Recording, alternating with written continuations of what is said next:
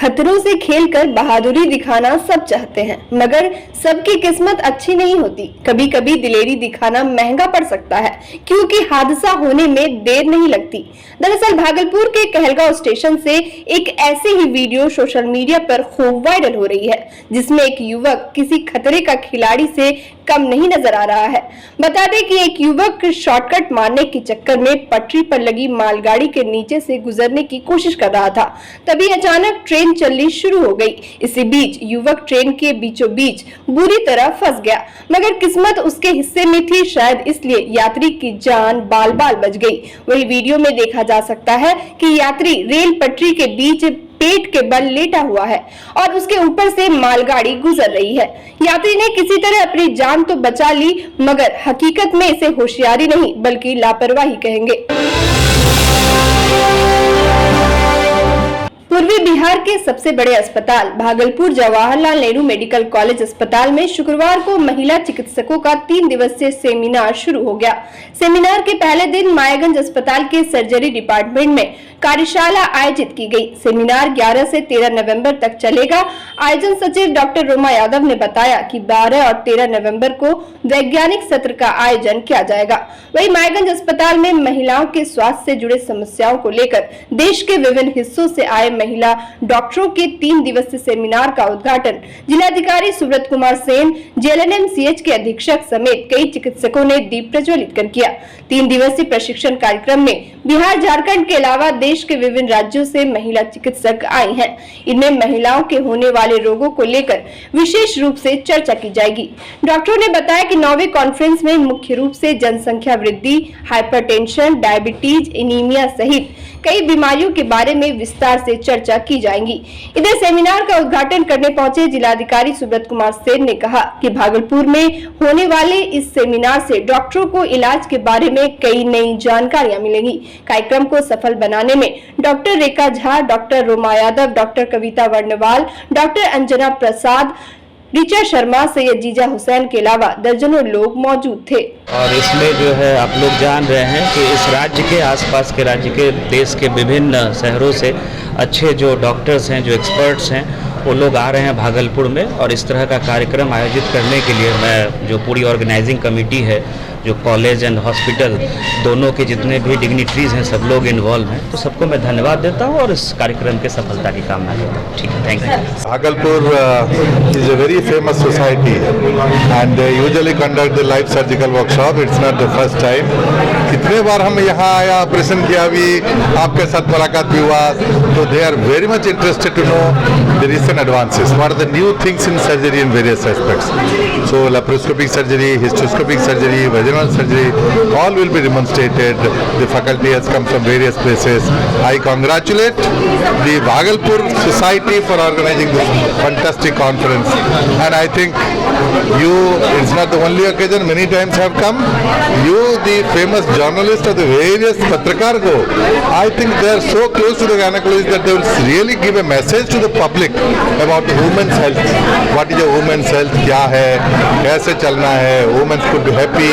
So ये part में आपका भी रोल ज्यादा है।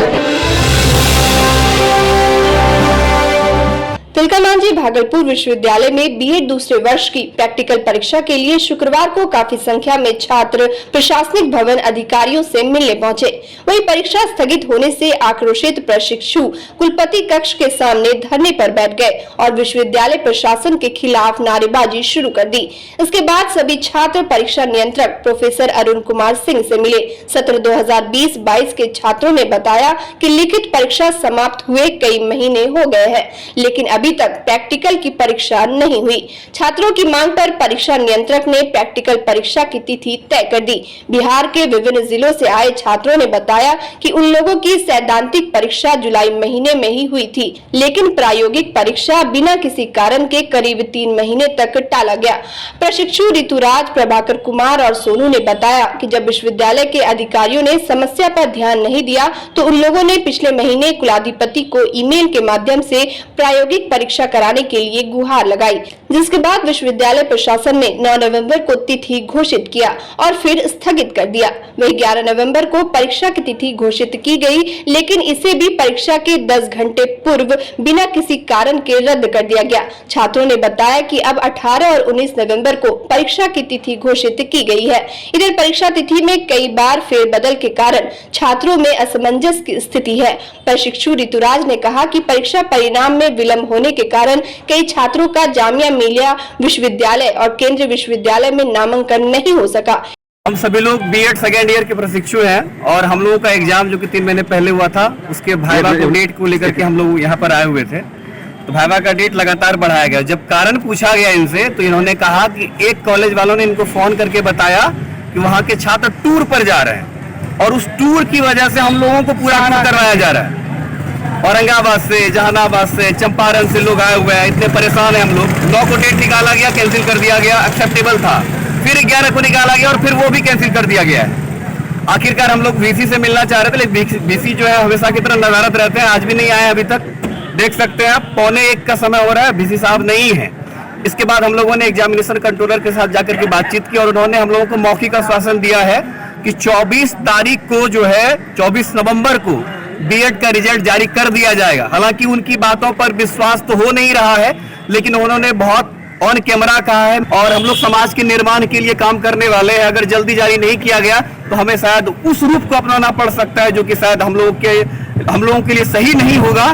लेकिन क्या किया जाए, अगर इस तरह से बार बार डेट बढ़ाया जाएगा तो हम लोग दूसरा रुख भी अख्तियार कर सकते हैं। देखिए सर, सबसे पहली बात तो ये है कि हम लोग का जो रीजन एग्जाम का शेड्यूल था वो तकरीबन जून से स्टार्ट हुआ, फिर उसका री नोटिस निकला, री प्रोग्राम जो था, फिर उसको रीशेड्यूल किया गया।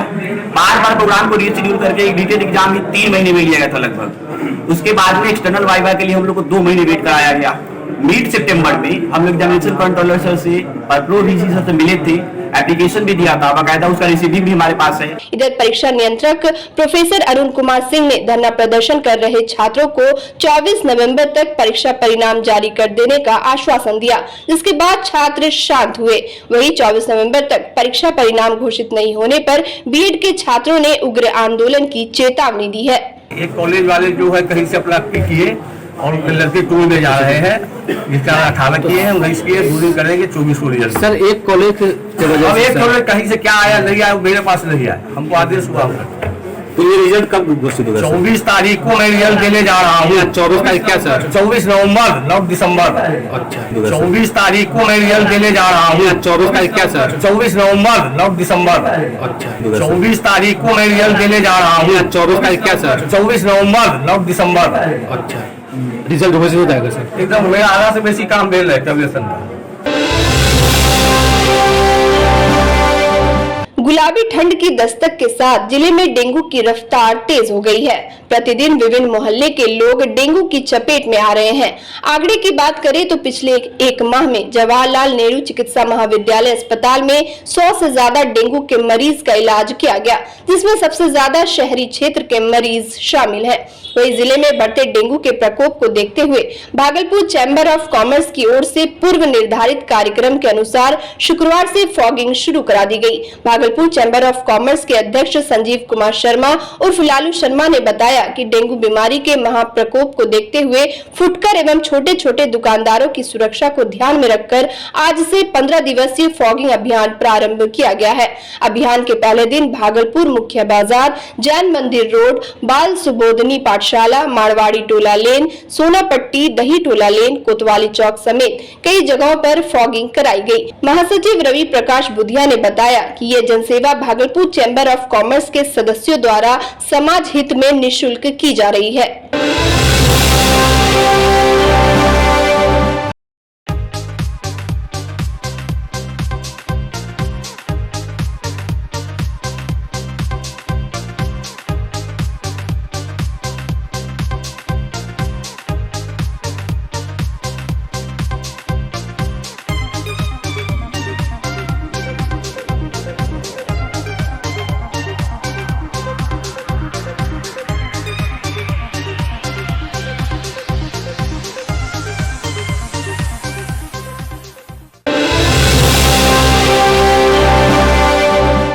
नवगछिया के जिला वन पदाधिकारी भरत चिंतापल्ली के नेतृत्व में गठित टीम के द्वारा जगतपुर झील आए पक्षियों और अन्य जीवों का सर्वे किया गया। इस दौरान वन क्षेत्र पदाधिकारी पृथ्वीनाथ सिंह, पक्षीविद अरविंद मिश्र, डॉक्टर सुजीत कुमार, जगतपुर के मुखिया प्रतिनिधि प्रदीप यादव, वन रक्षी अमन कुमार और पूनम कुमारी समेत कई अधिकारी और जनप्रतिनिधि मौजूद रहे। वहीं सर्वे को लेकर डीएफओ ने कहा कि जैव विविधता की गणना की जा रही है, जहां कुछ नई प्रजाति की पक्षी, तितलियां और कीड़े पाए गए हैं, जबकि सर्वे में डॉल्फिन की संख्या में भी वृद्धि पाई गई।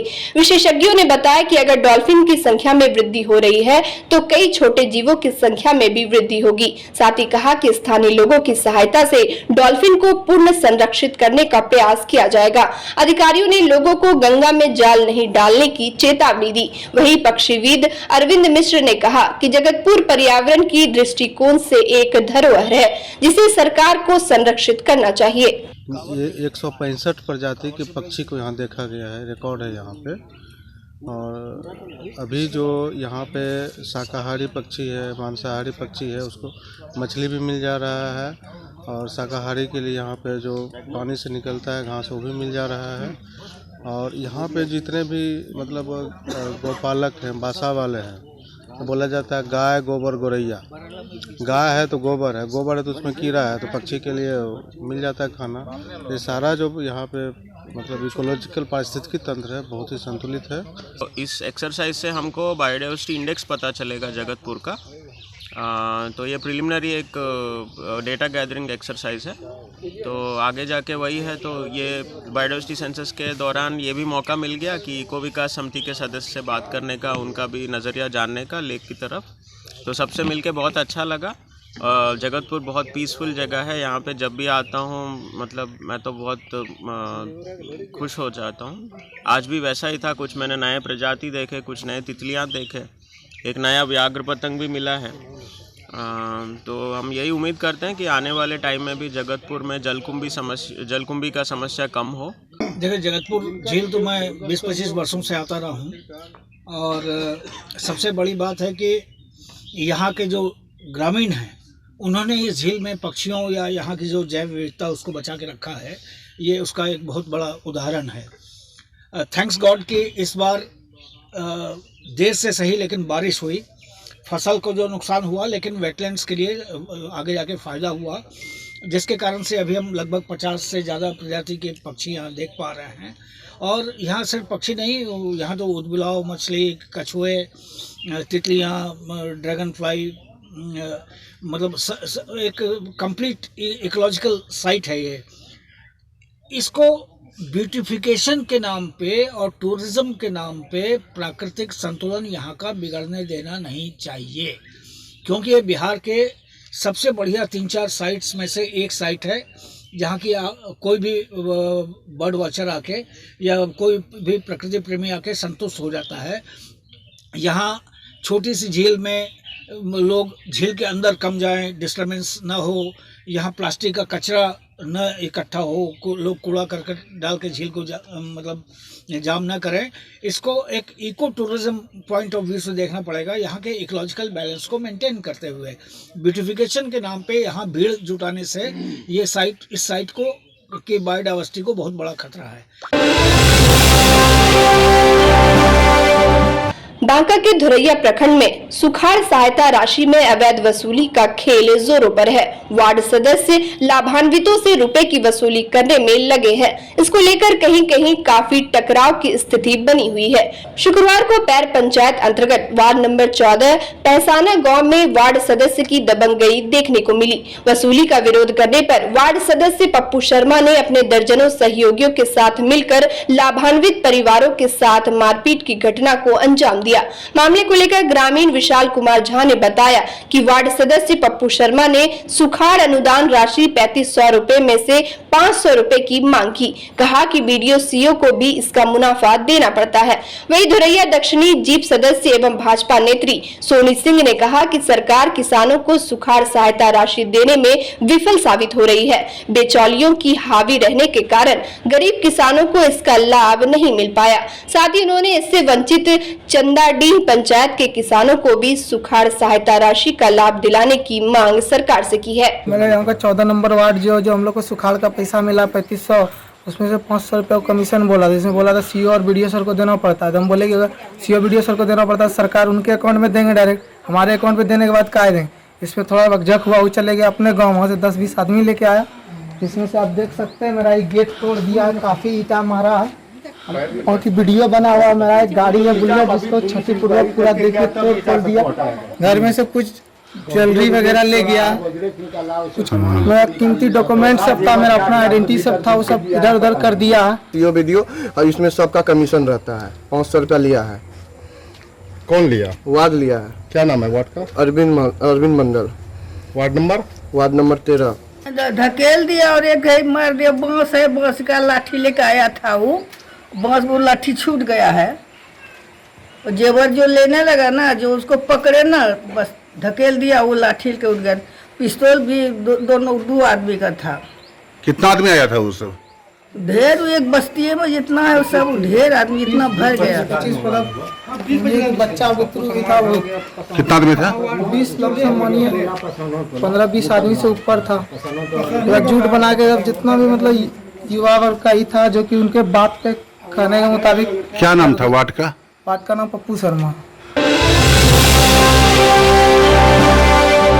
भागलपुर नाथनगर के भतोड़िया पंचायत अंतर्गत गुलाहू गांव जाने वाले रास्ते में देर शाम बदमाशों ने ऑटो चालक के साथ मारपीट कर छिनतई की घटना को अंजाम दिया, जबकि ऑटो चालक ने किसी तरह भागकर अपनी जान बचाई। घटना को लेकर पीड़ित चालक सजोड़ थाना क्षेत्र के सरोख गांव निवासी दारा सिंह ने बताया कि वह नाथनगर से अपने घर सरोख जा रहे थे। इसी बीच गुलाहू जाने वाले रास्ते पर जबरन 4-5 लड़कों ने ऑटो रोककर उसके साथ मारपीट करना शुरू कर दिया और पॉकेट में रखे रुपए छीनकर भाग निकले। साथ ही ऑटो को गड्ढे में भी धकेल दिया, जिसके बाद पीड़ित चालक ने 112 नंबर की पुलिस और स्थानीय थाना को मामले की सूचना दी। नाथनगर से आ रहे थे, यहाँ पर 4 आदमी लड़का था, वो लोग यहाँ में पी के गिर पड़ रहा था, हम रोक दिए। बस वो उठ कर जो है हम ही को जो है 2-4 फाइट दे दिया यहाँ पर। उसके बाद हम गाड़ी छोड़ के गाँव गए, वहाँ से आदमी को कहाँ मारा? यहीं पर मारा है। कहाँ? है देखे ना, ये मारा है अथी के नक के पास। उसके बाद क्या किया? उसके बाद तो हम भाग गए और हमारे इवेंट पर आया, मैसेज आया, एक व्यक्ति हैं सुरदेव, उन्होंने फोन किया कि इस तरह का घटना, एक टेम्पू चालक जा रहा था नाथनगर से, इसी बीच में गुलाहू वाला रोड में भतोड़िया से आगे राजा राम स्थान से पीछे में कोई अज्ञात व्यक्ति 2-4 को मिलकर उसको मारपीट कर रहे हैं और उसका गाड़ी पैसा वैसा छीन लिए हैं और गाड़ी को गड्ढे में गिरा दे। इस सूचना पर हम सूचना के सत्यापन पर यहाँ आए तो देखे कि वो एक व्यक्ति जख्मी है, जिनका नाम है दशरथ सिंह, दारा सिंह, पिताजी का नाम है दशरथ, स्वर्गीय दशरथ सिंह, ग्राम सरोख, थाना सजौर के रहने वाले हैं। इनसे पूछताछ के तो बताया कि लगभग 4000 रुपया मेरे पास था। इस संबंध में अब SHO बताएंगे। हम तो 112 पर मुझे कॉल मिलता है, मैं 15 मिनट के जगह पर ही, मैं 15 मिनट में अपने स्थान पर पहुंच जाता हूं, जहां कोई भी अगर घटना। भागलपुर सुल्तानगंज के विस्कोमान भवन में किसानों को 3 दिन से यूरिया खाद नहीं मिलने से परेशानी हो रही है। इसको लेकर मीरहट्टी के किसानों ने बताया कि 3 दिन से यूरिया खाद के लिए वह लोग विस्कोमान भवन का चक्कर लगा रहे हैं, जबकि बताया जा रहा है कि विस्कोमान भवन के मैनेजर यूरिया खाद की कालाबाजारी कर रहे हैं। वही विस्कोमान भवन के मैनेजर ने बताया कि मशीन खराब होने की वजह से किसानों को खाद नहीं मिल पा रहा है। साथ ही कृषि पदाधिकारी अजय मणि ने बताया कि किसानों को खाद क्यों नहीं दिया जा रहा है, उसका पता वह लगा रहे हैं, जबकि विभाग के द्वारा विस्कोमान में एक ही मशीन दिया गया है जो बार-बार खराब होते रहता है। दिक्कत यही है सर कि खाद नहीं मिल रहा है। ये दिन से रोज बुलाता है, देता है, ये नहीं है खाद का। आज मशीन खराब है, आज हम खराब है। ब्लैक कर रहा है। ब्लैक तो खूब हो रहा है। जिस चीज का रेट की 1250 है, वो दे रहा है 1300 में बिना फिंगर लिए, तो ब्लैक है ना हुआ सर। विस्कोमान से को खाद नहीं मिल रहा है। क्या दिन से? 2-3 दिन से हम परेशान हो रहे हैं, दौड़ रहे हैं, आज आएगा कल आएगा, उसके बाद जा रहे तो मशीन खराब है। मशीन खराब कर रहा है, नहीं दे रहा है। नहीं दे रहा है। गली गेट खोल दिया है, पब्लिक बहुत बैठा हुआ है यहाँ पे। DAP ना हम लोग को मिल रहा है। क्या दिन से? क्या दिन से कि रोज आते हैं। क्या कहता है? क्या कहता है कल देंगे, कल देंगे, और जब खत्म हो जाता है कहता है खत्म हो गया। पीरपैंती प्रखंड के हरिकोल पंचायत में पंचायत के मुखिया और मध्य विद्यालय हीरानंद की प्रधान अध्यापिका कुमारी साक्षी के बीच आरोप प्रति आरोप का सिलसिला जारी है। दरअसल मामले को लेकर बताया गया कि हरिकोल पंचायत के मुखिया दीपक सिंह 19 अक्टूबर को मध्य विद्यालय हीरानंद ग्रामीणों की शिकायत पर निरीक्षण करने पहुंचे थे, जहां मुखिया ने प्रधान अध्यापिका कुमारी साक्षी से मध्याह्न भोजन एवं बच्चों की उपस्थिति का रजिस्टर मांगा, मगर प्रधान अध्यापिका ने उन्हें कुछ भी देने से मना कर दिया। वहीं प्रधान अध्यापिका ने 27 अक्टूबर को निरीक्षण के लिए आए मुखिया पर रंगदारी एवं रिश्वत लेने का मामला थाने में दर्ज कराया था। इधर अपने ऊपर लगाए गए आरोप को मुखिया ने गलत बताया। मुखिया ने कहा कि प्रधान अध्यापिका के द्वारा रजिस्टर उन्हें नहीं दिखाया गया, जिसके बाद मुखिया ने प्रखंड शिक्षा पदाधिकारी को आवेदन देकर प्रधान अध्यापिका के खिलाफ शिकायत की। इधर अपने पक्ष में विद्यालय की प्रधान अध्यापिका कुमारी साक्षी ने कहा कि मुखिया विद्यालय में आकर उसे धमका रहे थे। प्रधान अध्यापिका ने कहा कि मध्याह्न भोजन या बच्चों के नामांकन रजिस्टर किसी भी जनप्रतिनिधि को दिखाने का आदेश उन्हें नहीं है। साथ ही कहा कि मुखिया ने रजिस्टर और 5,000 रुपए लेकर अपने घर पर उसे आने को कहा था। वही मुखिया ने अपने पक्ष में कहा कि धमकी भरा खत उनके 4 व्हीलर के खिड़की में मिला, जिसमें उन्हें जान से मारने की बात लिखी थी। मुखिया ने शिक्षा विभाग एवं प्रशासन से सत्य की जांच करने की मांग की है। देखिए, जांच करने का एक सही तरीका होता है। आप आकर के सही तरीके से बैठिएगा, बात कीजिएगा। आप दबंगई नहीं कर सकते हैं। ये सरकारी संस्थान है, वो भी शिक्षा जगत है। आप वहाँ आके एकदम गमछा डुलाते हुए आपके मुंह में पूरा तिरंगा गुटखा भरा हुआ है, उस तरह से आप कर रहे हैं, तो ये कहीं से भी उचित नहीं लगता है। आप आइएगा, ढंग से बात कीजिएगा, हल्ला कीजिएगा। वैसे लोग जो कि बार बार विद्यालय को आके मतलब हल्ला हंगामा मचा रहे हैं, उन लोगों के साथ आप आके हल्ला हंगामा, घुस जाना, सरकारी काम में व्यवधान, ये कहीं से भी उचित नहीं है।